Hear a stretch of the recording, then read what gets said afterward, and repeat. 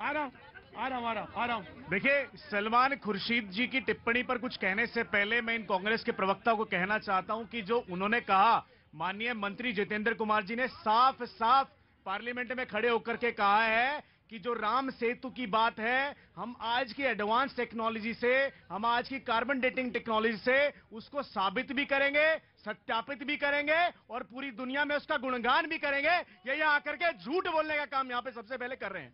दूसरी बात मैं कहूं, आज सलमान खुर्शीद को भगवान श्री राम के खड़ाऊ याद आ गए हैं। आज सलमान खुर्शीद को राहुल गांधी जी में भगवान राम दिखाई देते हैं। ये सलमान खुर्शीद तब कहां चले गए थे जब इन्होंने अपनी किताब में कहा कि हिंदुइज्म तो बोको हराम और जो एक पूरा इस्लामिक संगठन है कट्टरपंथियों का, उसके बराबर है। इनके होम मिनिस्टर पी चिदम्बरम जी ने हिंदू आतंकवाद शब्द का जन्म किया था, उन्होंने पहली बार लिखा था। ये तब कहां चले गए थे जब रामलला के द्वार के कपाट कांग्रेस ने बंद करवाए जी। बाबूजी चले गए क्या? नहीं, बाबूजी चले गए।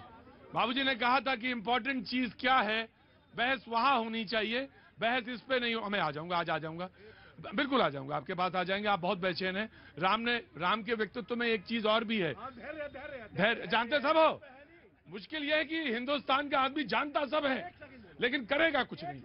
हाँ, नहीं, अरे इतना अविचल क्यों है?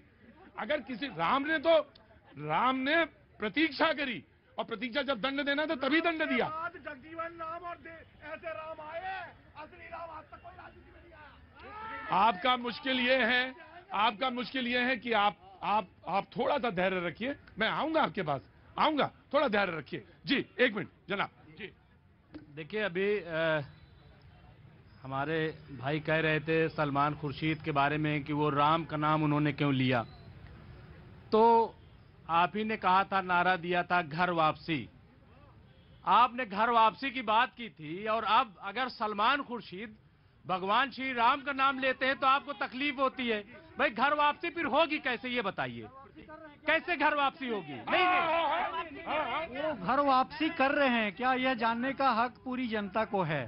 सलमान खुर्शीद जो ने हिंदुओं को गालियां दी थी, बोको हराम और क्या क्या तुलना करी थी, क्या वो घर वापसी कर रहे हैं क्या? घर वापसी कर रहे हैं क्या, ये तो सवाल बड़ा हो गया। नहीं, देखिए, ऐसा है जी, कर रहे हैं नहीं कर रहे हैं, ये बड़ा सवाल नहीं है। नहीं, ये कोई बड़ा सवाल नहीं। अगर भगवान राम का नाम लिया जा रहा है और किसी ऐसी शख्सियत की तुलना, यानी उसमें अगर राम देखा जा रहा है तो इसमें बुराई क्या है? बुराई क्या? हाँ जी, मैं आ रहा हूँ आपके पास। मसला घर वापसी नहीं है, मसला सरकार में वापसी है।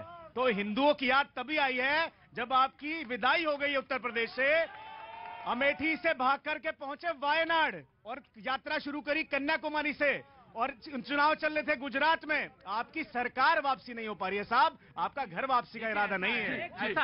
ऐसा है।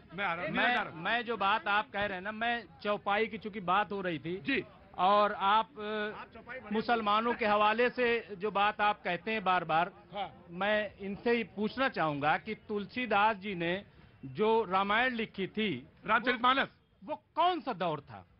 अकबर था। अच्छा, दूसरी बात ये, अकबर का शासनकाल था। दुनिया में जो रामायण फैली वो फारसी जबान में जब उसका ट्रांसलेशन हुआ तब वो पूरी दुनिया में फैली। वो दौर कौन सा था? इनसे जरा पूछ लीजिए। इसलिए फौरन उत्तेजित होने, एक मिनट उत्तेजित होने की जरूरत नहीं। अब सुन लीजिए, अरे अब सुन लीजिए, चौपाई में सुन लीजिए। चौपाई में मैं सलमान खुर्शीद पे भी आ रहा हूँ।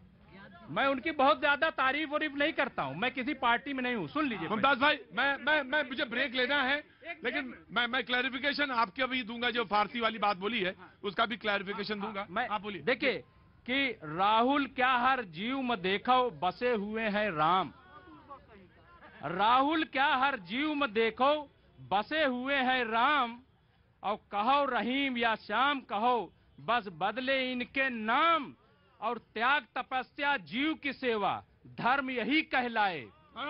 त्याग तपस्या जीव की सेवा धर्म यही कहलाए, राजनीति से राम दूर हैं, कुर्सी से क्या काम। ये आपका ये स्वरचित है क्या, मैं जानना चाहूंगा। जी, ये चौपाई जाकर एक बार पाकिस्तान और बांग्लादेश में भी बतलाएं। जी। देखिए प्रतीक जी, इससे अच्छे दिन क्या चाहिए कि मुमताज भाई चौपाइयां गा रहे हैं, राम भक्तों के हत्यारे रामचरितमानस को रटके आ रहे हैं, और साथ ही साथ कांग्रेस के युवराज की तुलना अब राम से हो रही है। जो लोग कभी राम का अस्तित्व नहीं मान रहे थे, आज अपने युवराज में राम खोज रहे हैं। प्रतीक जी, इनकी बातों को हंस के निपटा देना चाहिए। हाँ। देखिए, राम तो मेरे देश के नहीं, इस विश्व के आराध्य हैं। हाँ। और जो भाई ने बात कही कि राहुल जी वायनाड गए और कन्याकुमारी से यात्रा की, तो वो भारत का हिस्सा नहीं है क्या?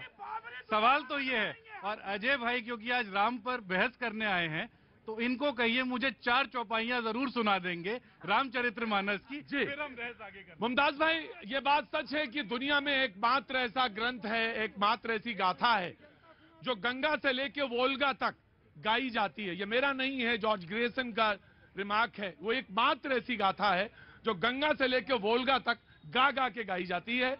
ये एकमात्र ऐसा ग्रंथ है, एकमात्र ऐसा। मैं आ रहा हूं, सुन लीजिए साहब, हर चीज राजनीति नहीं है, कुछ उससे परे भी चीज है। वो एकमात्र ऐसा ग्रंथ है, उसके अनुवाद हुए, तर्जुमे हुए, तमाम हुए, लेकिन यहाँ के जन जन में जो विश्वास पैदा हुआ वो उसकी अपनी भाषा और शिल्प से था। तो यहाँ पे वो नहीं, विश्व में तो उसे दुनिया की तमाम भाषाओं में हुआ वो गाथा। और ये तो बात है 5,000 से ज्यादा कथाएं हैं राम की जो अलग अलग जगह बैठी हैं। मैं आ रहा हूं, बहस का इसका मुद्दा नहीं, मैं आता हूं, वक्त है थोड़े से ब्रेक के बाद साथ मिलकर चले।